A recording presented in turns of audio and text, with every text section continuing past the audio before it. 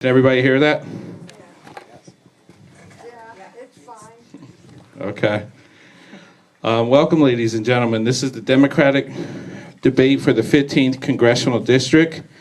And actually, this is the first debate in Lebanon County for this district because this is new to Lebanon County.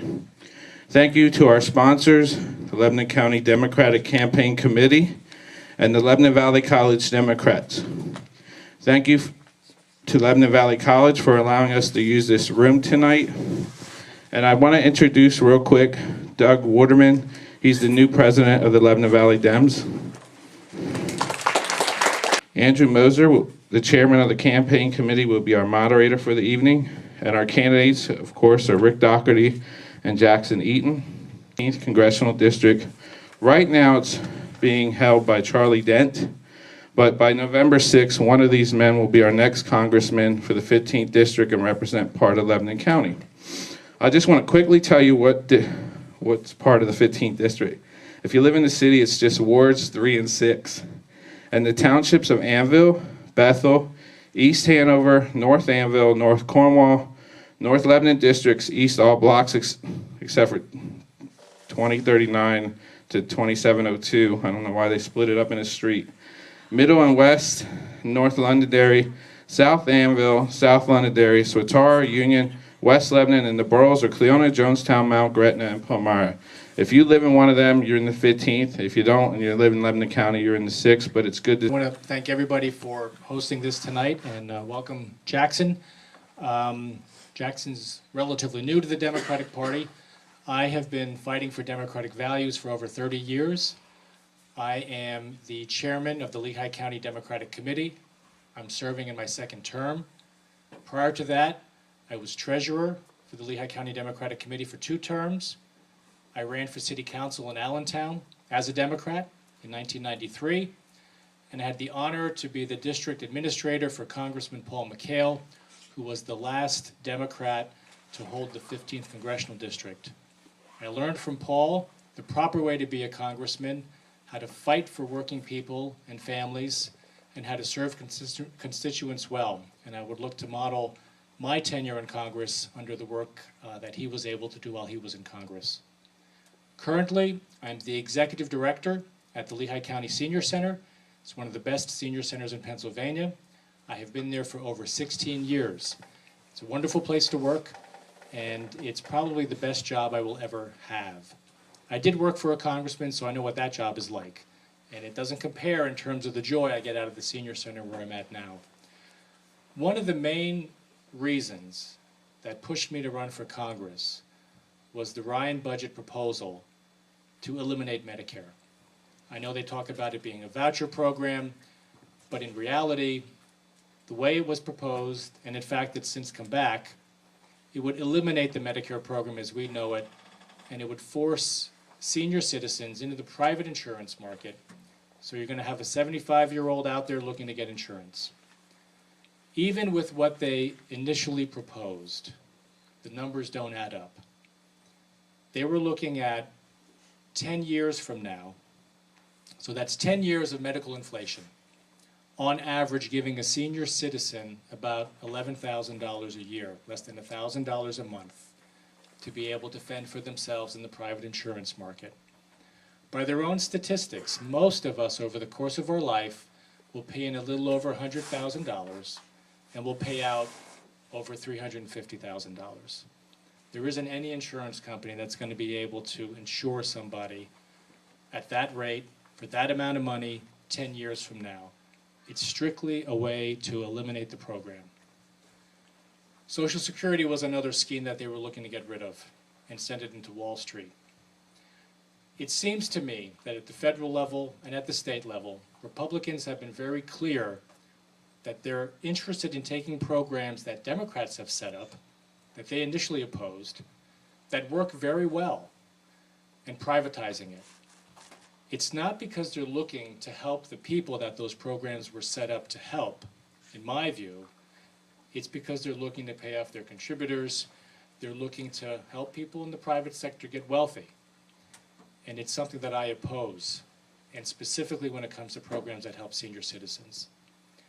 Second, to me, it's been very clear that Congress, beginning with NAFTA and continuing up until a few months ago, has set in place unfair trade policies that we cannot compete against, even though our workforce is the most productive, the most efficient, we take the fewest vacations, and we're the most loyal.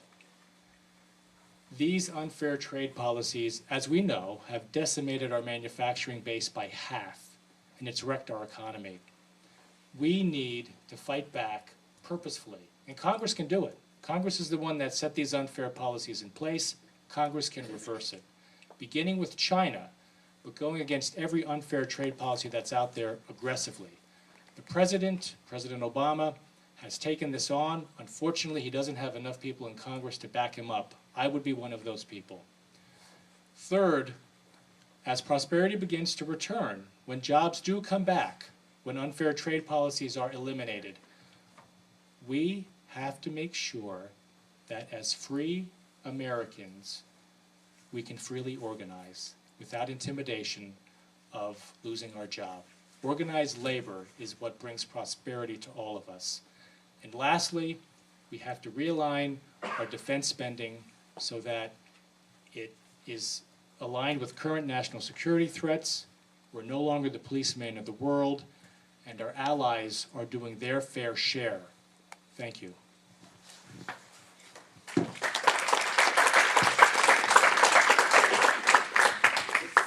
Next, we'll have Jackson Eaton. Thank you, Democrats, and thank you, Rick, for being here. My name is Jackson Eaton, and I can beat and will beat Charlie Dent this fall. I am the only candidate in the race who has a day one jobs bill to invest $50 billion in our infrastructure to get Pennsylvanians back to work, who has a day one bill to secure Medicare and Social Security so that my generation will be able to share in the security that my grandparents did, and the only candidate who will fight to defend a woman's right to choose 100%. I grew up here in the 15th District. I was proud to be a graduate of public schools, the same public school that my father and my grandmother graduated from. I also have military tradition in my family, and when I went to college, I enrolled in the officer training program there. When I graduated, I was one of 2 students in my class who was commissioned as an active duty U.S. Army officer. I was an enthusiastic, energetic young lieutenant. I wanted to go to all the hard Army training I could. I graduated from airborne school, air assault school, ranger school, all very challenging environments that teach you not just about the military, but about yourself and about the importance of perseverance and determination. When I finished my training, I went to Fort Hood, Texas, where I served as a tank and a scout platoon leader. That was a great leadership opportunity for someone coming right out of college and being responsible for 30 soldiers, their training, their discipline, their missions. When I finished my service as a captain, I decided, like my father, to pursue a career in the law, and I went to law school. When I graduated, I had a significant amount of student debt.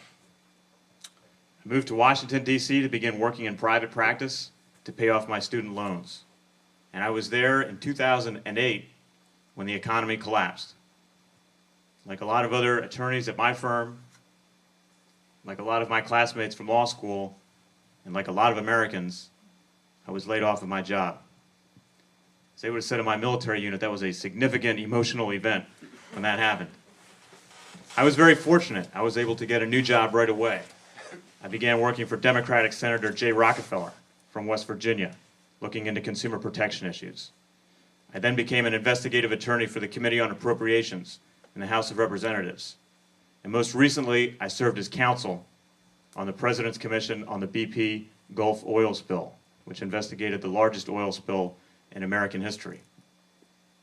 Those have been some great jobs, but at the same time, each of those jobs was temporary. And after each investigation, each hearing or report, I had to find a new investigation to jump onto. And that was frustrating.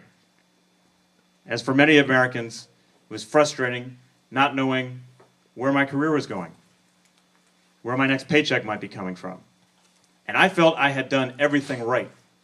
I'd served honorably in the military. I'd gotten a great education. I worked hard at every job that I'd ever had. And yet the economy made it that difficult for that long to find good and permanent work. And at the same time, over the last year, our Congress has done nothing to help the economy.